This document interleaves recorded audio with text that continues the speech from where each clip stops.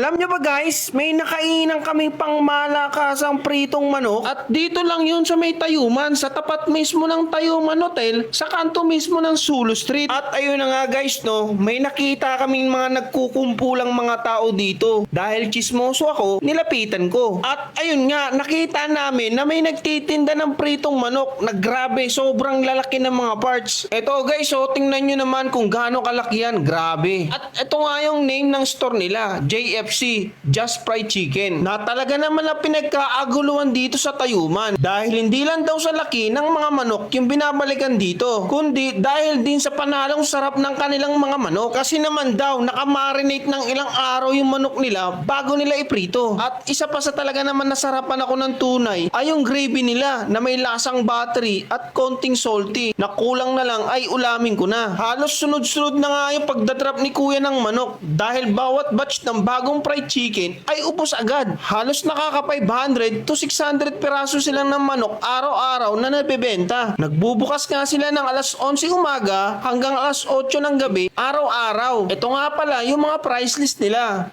Yun lang guys, salamat!